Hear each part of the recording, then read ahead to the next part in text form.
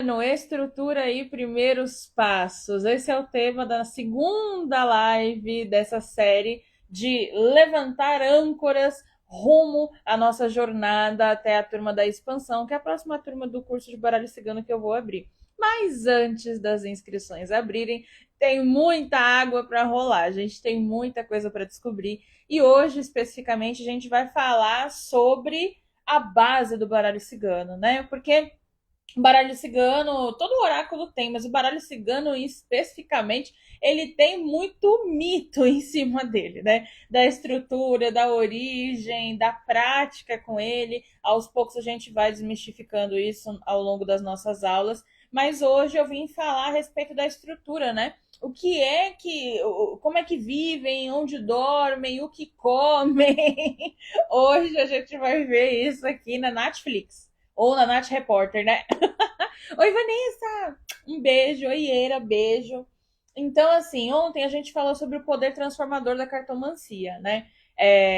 Tanto para quem é atendido, quanto também para quem atende, né? A gente vai falar sobre as responsabilidades do cartomante mais para frente, sobre ética profissional e outras coisas, né? Que são indispensáveis. Mas antes disso, é legal a gente se reconectar com o propósito, né? Com o porquê que a gente está fazendo o que a gente faz. Até porque não é todo mundo também que quer atender outras pessoas, mas é todo mundo que cruza o caminho com as cartas que entende o poder que a cartomancia tem de transformar a vida. Então, não necessariamente a gente precisa jogar para outras pessoas. Só de aprender, só de se aprofundar, só de entender, a gente já sofre com uma série de transformações, reconhecendo a nossa própria capacidade. Contei ontem um pouco da minha história, depois a gente conversa, eu acho que num outro momento, talvez um vídeo à parte com um pouco mais de detalhes ali. Mas, basicamente, era isso que a gente estava conversando. Hoje, eu quero explicar um pouco sobre como funciona a estrutura. Estou aqui do meu lado, né, com a minha pauta, entendeu? Porque eu preciso dos meus tópicos para a gente poder conversar. É muita coisa na cabeça, então vamos organizar, tá? O baralho cigano, assim como todos os oráculos, na verdade, né? Ele não trabalha com decoreba, né? Decorar palavra-chave, decorar significados, decorar tudo que você aprende, que o professor diz no curso, ou que você leu no livro, não é um caminho, não é o caminho mais adequado dentro desse processo, né? Por quê? O baralho cigano, ele é um conjunto de símbolos que tem significados, tá? Ele foi criado numa época específica, lá na Alemanha, em 1800 e bolinha, lá na Alemanha. Depois ele foi republicado, né, como um oráculo. Inicialmente ele era um jogo de tabuleiro, depois virou um oráculo. Então, a gente vai trazer algumas referências dos símbolos daquela época. A gente vai trazer referências dos símbolos atualmente, né, fazendo algumas atualizações e adaptações. E não é uma coisa que um exclui o outro. Não, muito pelo contrário. A gente funde as duas coisas, né? E assim a gente aprofunda a nossa interpretação. Mas, antes da gente começar, o que são símbolos, ao final das contas, né? Então, eu separei aqui algumas definições do dicionário para que a gente entenda do que estamos falando, tá? Os símbolos, eles são representações concretas que expressam ideias, emoções, conceitos. Então, por exemplo, a gente tem aqui a carta do navio no baralho cigano. O navio, certo? Que é a carta que batiza aí nossa próxima turma. Então, o navio, ele vai se encher. Oi, meu bem, boa noite. Ele vai se encher de significado, né? Por quê? Porque ele tem uma estrutura para existir, o navio para ser construído. Ele tem um ritmo, né? Que ele anda. Ele é uma coisa que interage com a realidade de uma X ou Y maneira. Então, por exemplo, o navio por si só, ele é o quê? Uma embarcação. o navio, ele é um automóvel, vamos dizer assim, né? Ele é um veículo de locomoção, certo? E isso dentre outras coisas que ele pode representar. Mas a partir daí a gente vai entender que tudo o que o navio é, todas as características que o navio tem, serão as características daquilo que ele estiver representando. Então, características de personalidade de alguém, características físicas, às vezes, objetos reais e conceitos mais abstratos. Então, aquilo que a pessoa sente pela gente, aquilo que ela pensa, como é que está sendo o seu progresso no seu trabalho, e aí vem a carta do navio, entende? Então, todo o funcionamento do navio vai representar aquilo que ele está fazendo referência. Então, amor, dinheiro, trabalho, saúde, entre outras coisas, certo? Então, vamos lá. Os símbolos, eles podem ser imagens, objetos, gestos ou palavras que carregam significados profundos. Ou seja, sabe o que é um símbolo que é muito comum? Placas de trânsito, certo? Que mandam a gente parar, que mandam a gente seguir, que mandam a gente tomar cuidado com a velocidade, entre outras coisas, né? Então, aquele homenzinho ali do farol dos pedestres, né, que fica paradinho vermelhinho e andandinho assim com a perna verdinho, a gente já sabe o que significa. Isso é um símbolo, ok? É uma representação concreta que expressa uma ideia, tá? Não é uma ideia, um achismo, uma interpretação do coletivo. Entende a diferença? É algo que existe na vida real, como a nossa Hello Kitty hidratada. Hello Kitty hidratada aqui é um símbolo.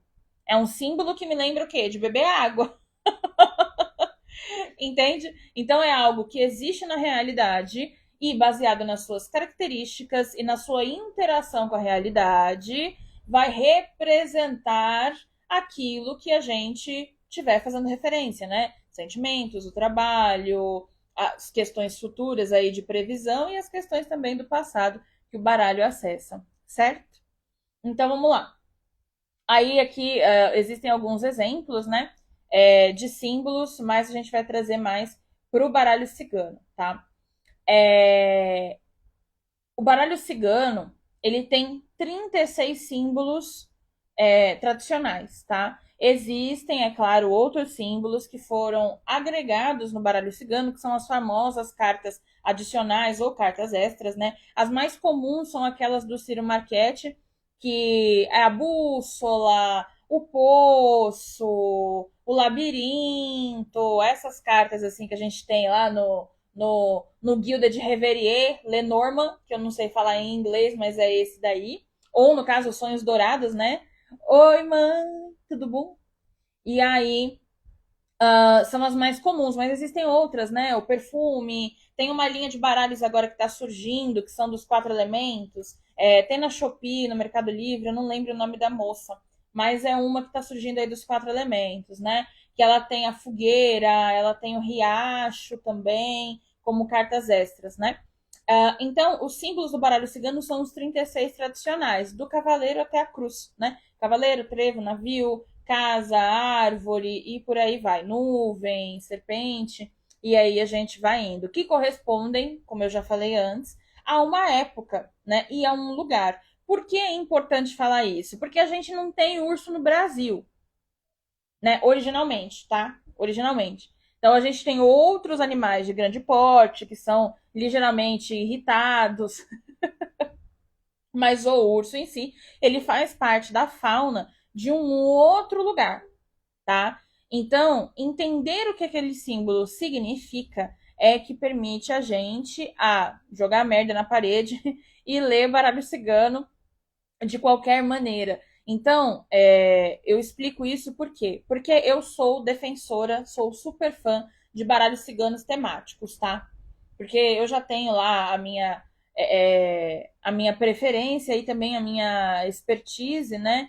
E eu gosto muito desse lúdico, né? Desse divertido, dessa informalidade, vamos dizer assim. É uma característica diferente, né? Então eu tenho aqui, por exemplo, o baralho do bolinho, o seu Zé Lenormand e o Salvação, que é um baralho tradicional, né? Ele tem a simbologia aqui tradicional. Ele tem uma história por trás, mas a representação dele é tranquila.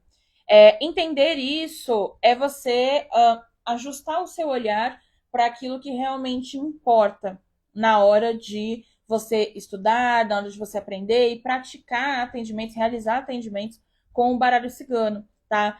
O baralho cigano ele precisa ter o cavaleiro, o trevo ou os obstáculos, né? Se for da escola brasileira de interpretação, ele precisa ter um navio, tudo nessa ordem bonitinho. Isso caracteriza ele como um baralho cigano. Agora, se ele vai estar junto com o Zé Pilintra, se ele vai ter um bolinho, ou a Nath, né, que é a autora desses baralhos, ela fez o Vaquinha Hindu, o Mústica, né, que é o ratinho que ele é veículo de Lord Ganesha. Não importa o que vai ter mais na carta. Tendo ali a casa, não importa se é uma casinha, se é um casarão, se é um casé, não importa. Não importa se tá de preto, vermelho, se tá de roxo, se tá pegando fogo, se tá saindo água pelas janelas, não importa. É a carta da casa. Ela vai ter aquele significado. E não é uma questão de achismo. Ai, eu tive uma vivência dentro da minha casa e isso desconfigura a carta da casa do baralho cigano. Não.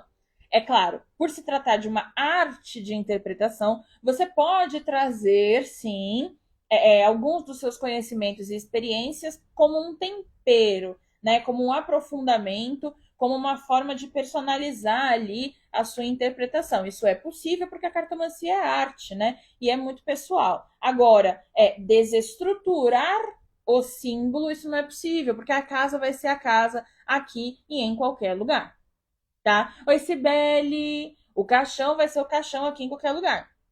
Minha mãe, eu gosto do Flork. O Flork é maravilhoso. A Nath fez agora uns combos de baralho. Aí vem o Cake e o Flork juntos. Muito gracinha. O Flork é o deboche, né? A gente chama ele assim. Ele é o debochado. Então, quando a gente está falando de baralho, né? Como que a gente lê baralho? E eu disse na aula passada que a cartomancia ela não é para todo mundo. E eu reforço isso quantas vezes for necessário. Aliás, a cartomancia tá para todo mundo, mas nem todo mundo tá para cartomancia. Porque ler baralho exige uma coisa que tá meio em falta hoje em dia, que é a interpretação de texto.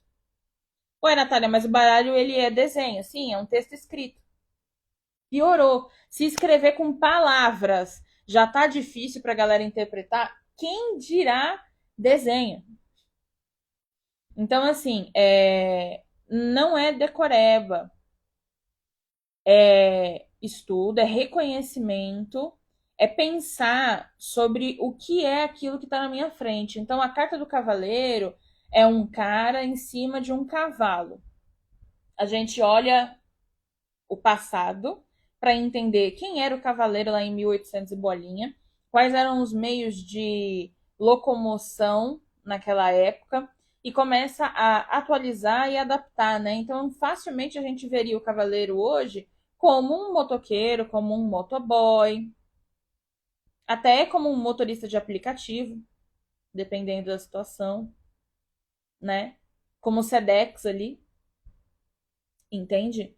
Porque a gente entende qual que é o propósito, qual que era a utilidade daquilo, a relação que aquilo tinha com a realidade da época e consegue atualizar, né? Como a carta da carta, por exemplo, que a gente não tem muito mais, né? As cartinhas, a gente não recebe mais tanto. Agora a maior parte está no digital, mas a gente percebe as características, a utilidade da carta e agora faz a atualização. Então ela vira facilmente um e-mail, um WhatsApp, certo? Os comentários que a gente tem nas redes sociais, um tweet, um post no TikTok, enfim, tá?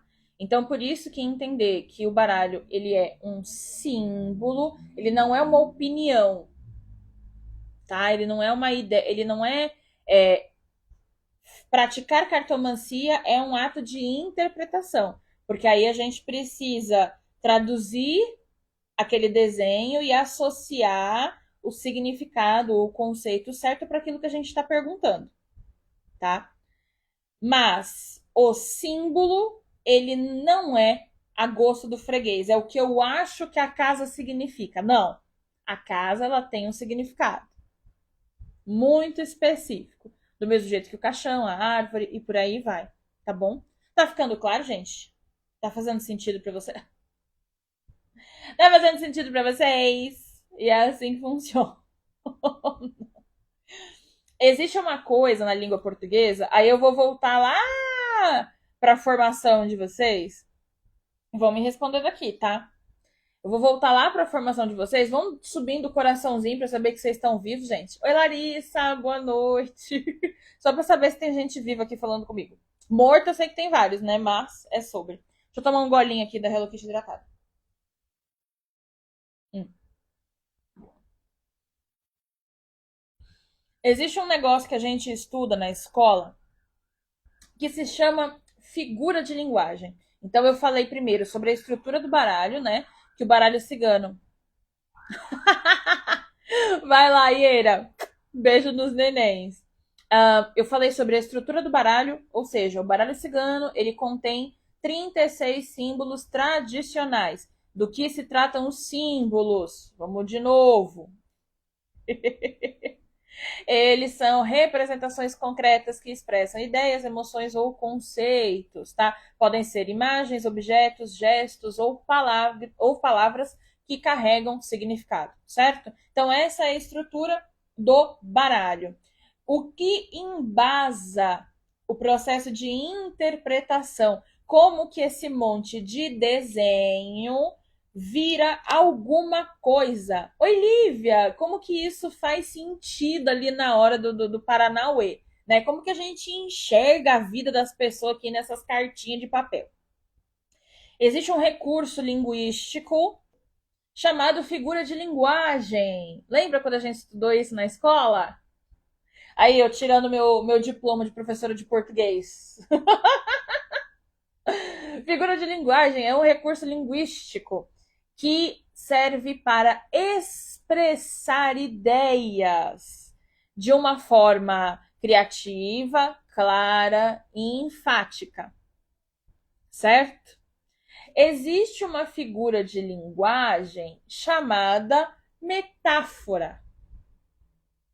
Existem duas figuras de linguagem que são bem parecidas, né? A metáfora e a comparação. A comparação, ela geralmente utiliza palavras como.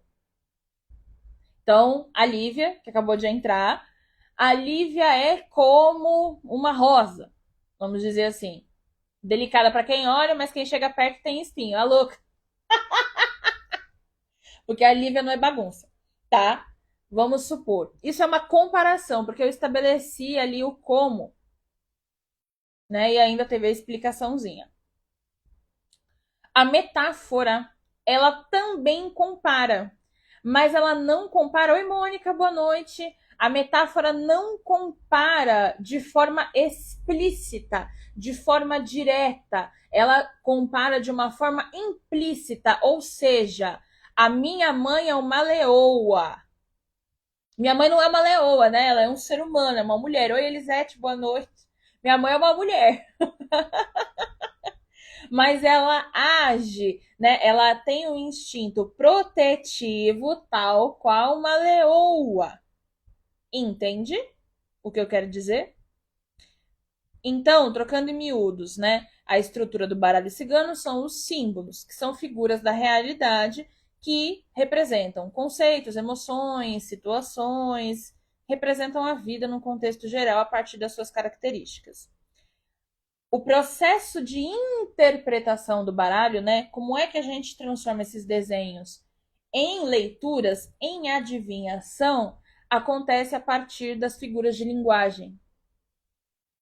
Porque a gente faz uma comparação implícita, que não está clara, que não acontece de forma direta, com a realidade.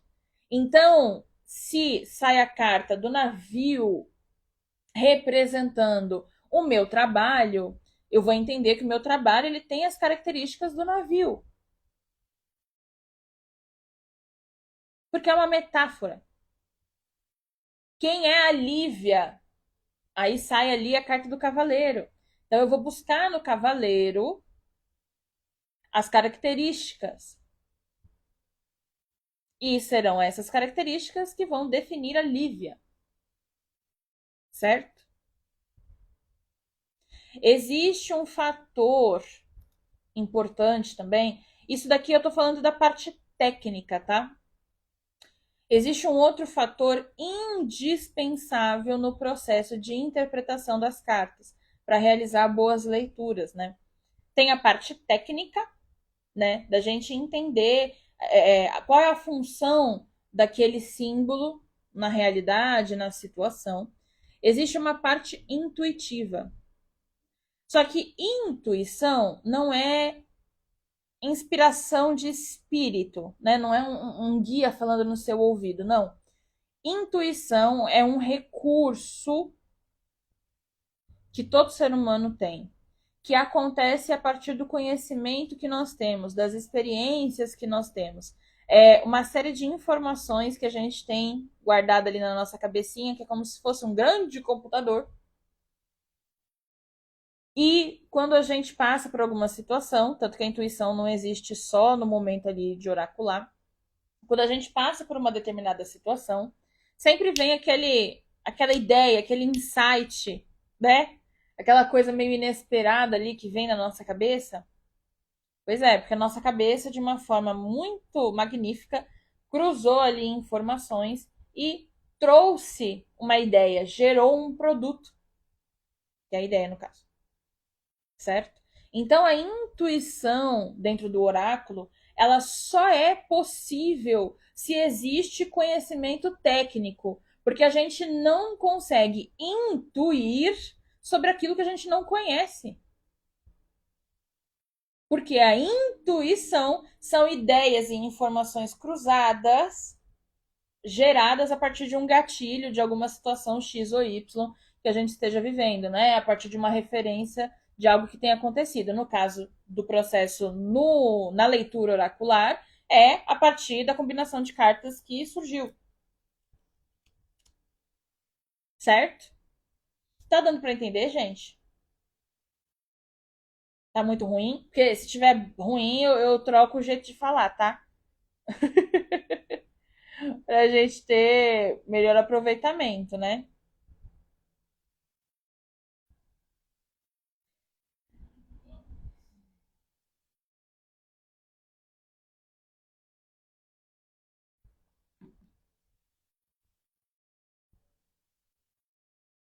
Tô esperando que tenha um certo delay aqui.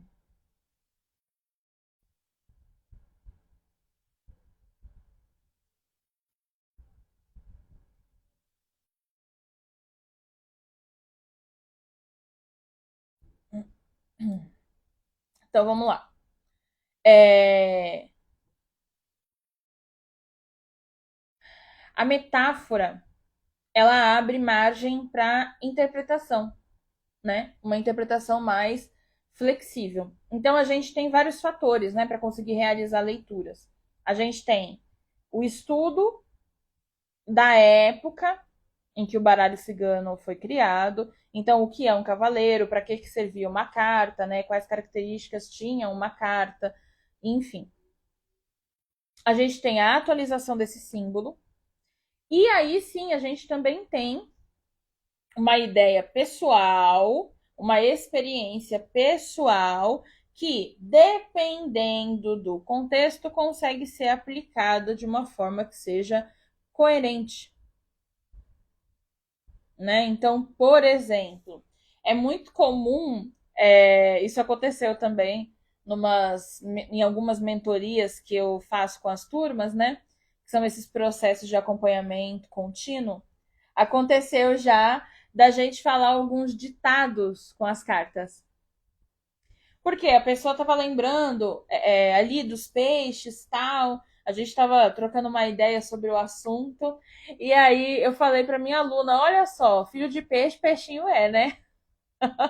E aí a gente começou a fazer essa troca cheia aí de significados, né? Então a gente pode trazer também experiências aí do cotidiano, referências do cotidiano, referências pessoais, situações pessoais como um tempero, né? Então, a cartomancia, ela não tem uma forma direta. Oi, Carolina, boa noite. Direta, linear para acontecer.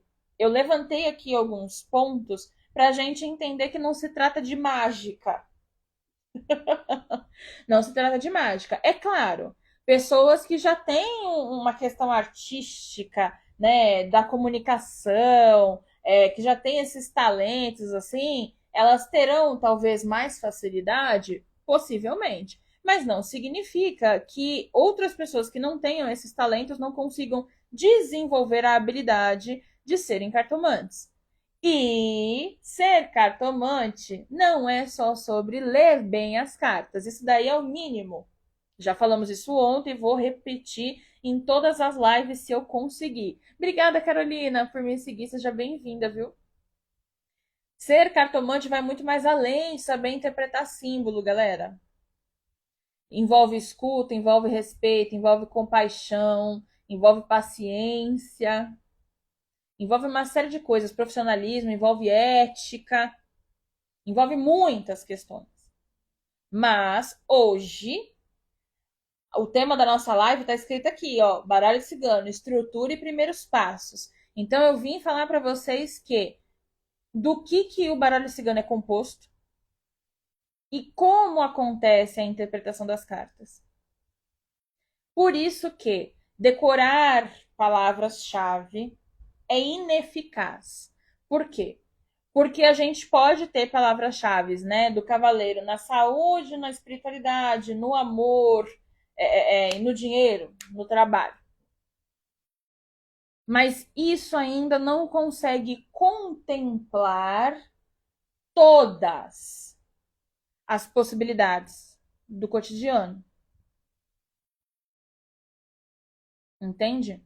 E também porque eu acho que, caralho, né, decorar a palavra-chave, vamos supor que o cavaleiro tivesse uma palavra-chave por assunto, né? Só aqui a gente disse 5, né? Então imagina, 5 vezes 36. É muita palavra, né, pra gente decorar. É difícil. Então, a gente nunca pode esquecer, né? A cartomancia é a arte da adivinhação através das cartas. Então, significa que ela tem uma fluidez, a gente tem uma licença poética, vamos dizer assim, para criar em cima dela, dentro da lógica, é claro, dentro da estrutura. Por exemplo, a gente não pode olhar para a carta do urso e falar que é uma carta super rápida, né? Com uma energia lá em cima. Porque não é bem assim que funciona. Que é uma carta que é pacífica, entendeu? Então, tudo que a gente cria é em cima da estrutura que já existe. A gente pode, é claro, né, ver o urso por uma série de perspectivas, o símbolo urso, né, como ele se relaciona, porque a gente tem símbolos que, conforme o tempo vai passando, eles vão se ressignificando, né? Ou dependendo da cultura que a gente está presente. Como, por exemplo, eu falei, né, sobre os baralhos da Natália, ela tem um que é o Mushka, né, que é o ratinho de Ganesha ali, que é o veículo de Ganesha. Ou seja, né, não é em todas as sociedades que o rato é visto como escória, né, como praga, como doença, como sujeira. Então, entender também o ambiente que a gente está falando, do lugar em que a gente está falando, é importante. Por que eu estou falando isso? Porque no baralho cigano, assim como nos outros oráculos, a gente tem o que a gente chama de escolas. As escolas nada mais são do que linhas de pensamento, né? São as interpretações culturais, né, que a gente faz do baralho cigano. Nós temos, identificada pelo Alex Lepeletier e nomeadas pelo Marcelo Bueno, se eu não me engano, duas, a escola brasileira e a escola europeia. Esse nome geral de escola europeia acontece porque cada país vai ter a sua linha de interpretação. Mas, baseado no que o Alexandre Lepeletier identificou, o baralho cigano, fora do Brasil, ele tem mais semelhanças do que diferenças entre si. É um detalhe ou outro, é uma questão ou outra que se acrescenta, que se exclui, enfim. Mas ele tende a ter um consenso maior. O baralho cigano no Brasil, aí sim o buraco é um pouco mais embaixo. Porque a gente tem uma linha de interpretação bem diferente, né? Por exemplo, a carta dos trevos, ela deixa de ser trevos aqui no Brasil e vira obstáculos por questões aí sociais da época, não tem a ver com os trevos, né? Mas com a chegada do baralho cigano no Brasil, o Alex até redigiu um texto sobre o assunto. Existiu uma certa confusão com os naipes do baralho cigano e o símbolo do trevo, e também com o quanto que os baralhos eles foram replicados e para não ter que pagar direitos autorais, eles foram levemente alterados, né? Teve essa alteração no trevo, e aí acabaram trazendo ali algumas plantas, às vezes meio quebradas, às vezes meio xoxa, acabaram colocando uns troncos ali, e o negócio foi se alterando com o tempo. E aconteceu também, não só, mas também na Carta dos Caminhos, né? Que na verdade era uma bifurcação, uma encruzilhada, né? E que acabou virando um caminho só, conforme o tempo foi passando. E isso mudou, né? Porque são símbolos diferentes, certo? Então, dentro do Brasil, além disso, nós temos também uma relação direta das cartas com as religiões de matriz africana indígena. Nós temos. Então, essa relação do baralho, né, com algum orixá. Ah, porque Xangô está nas pedreiras, por isso que a carta da montanha representa a justiça, é um conceito brasileiro. Entende? Então, a montanha, ela não perdeu o significado dela de dificuldade, de distância, de diferença, né, de separação, de certa forma, mas adicionou-se também o significado a partir da visão brasileira, né, já aí dentro do seu contexto religioso, né, porque o Brasil é muito místico, né, ele é muito espiritualizado. Então, acrescentou-se aí outras visões, outras interpretações desse mesmo símbolo, certo? Então, por isso que a gente vai achar muitas coisas sobre o baralho, né, por aí. Muitas convêm, muitas fazem sentido, outras nem tanto, né? E aí você pode querer até me perguntar, Natália, qual é o tipo de escola que você joga? E aí, para preparar a aula de hoje, eu estava olhando os meus cadernos e aí eu tive assim algumas percepções, né? Fazia tempo que eu não pegava meu primeiro caderno de baralho cigano. E aí eu percebi que muito provavelmente a minha formação tinha bastante coisa da escola brasileira. Coisas, inclusive, que eu carrego até hoje. Então, assim, eu tenho uma maioria de escola europeia, mas eu tenho algumas coisinhas da escola brasileira também, junto.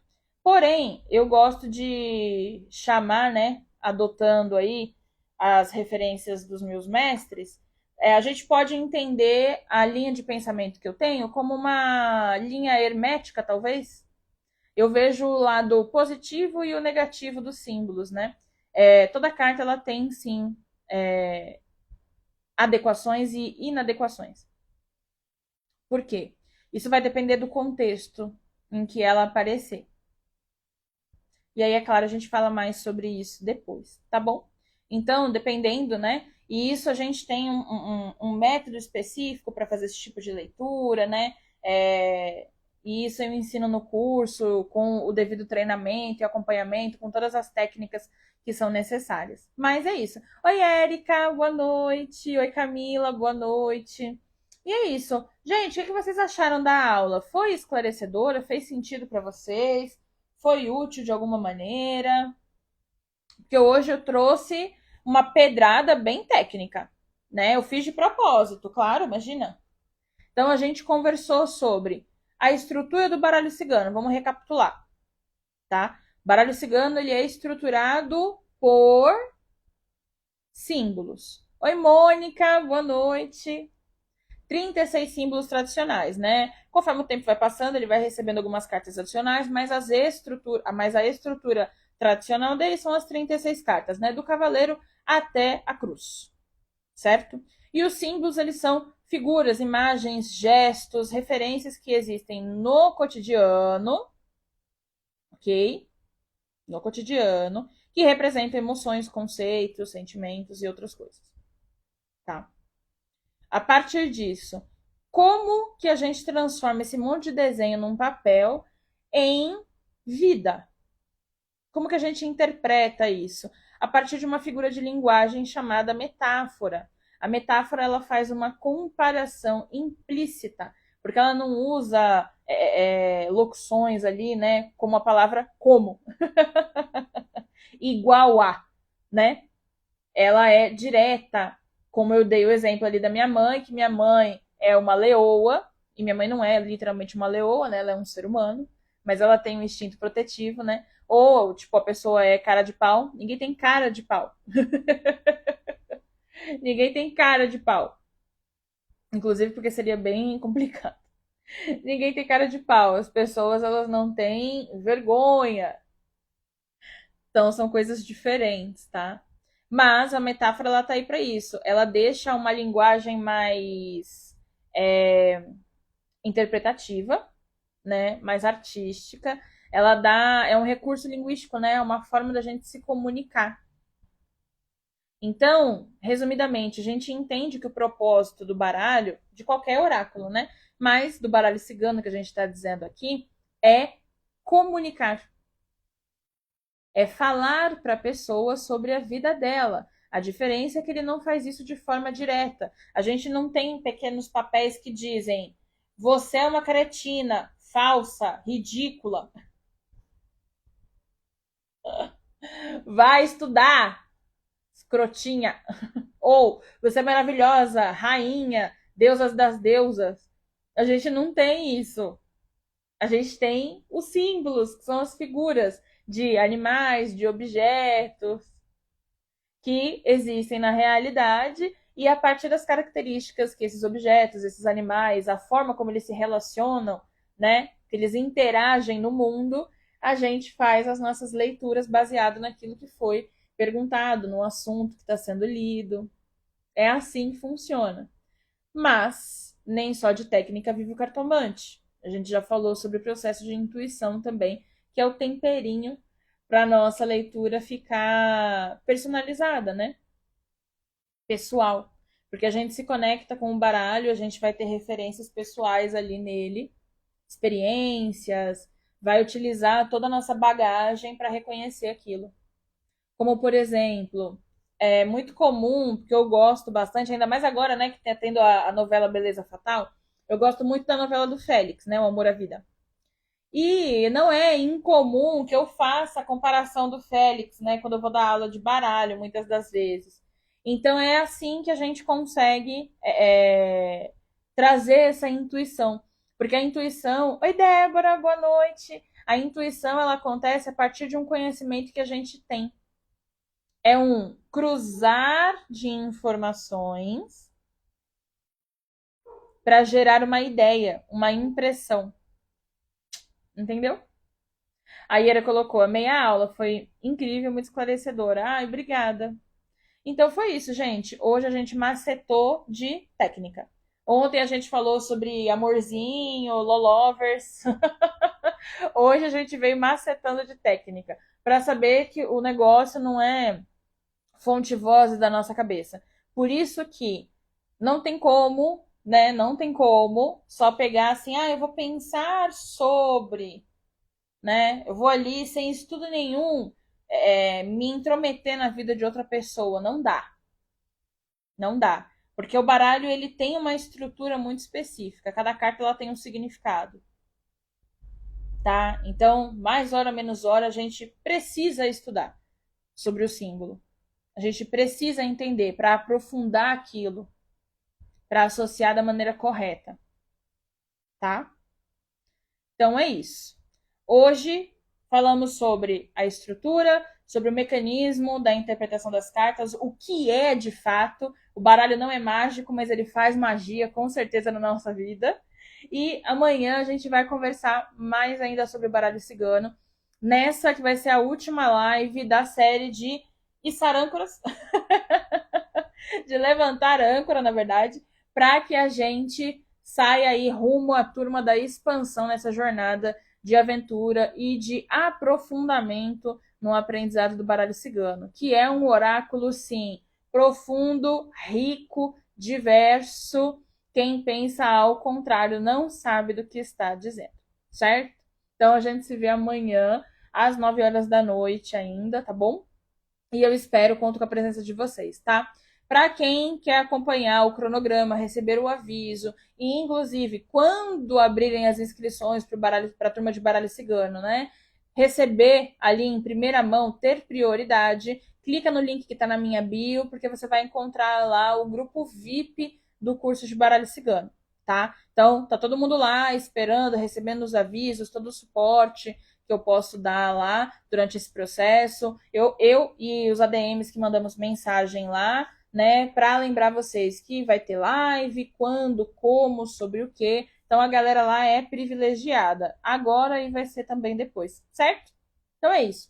Boa noite para quem é de boa noite. Axé para nós e até amanhã.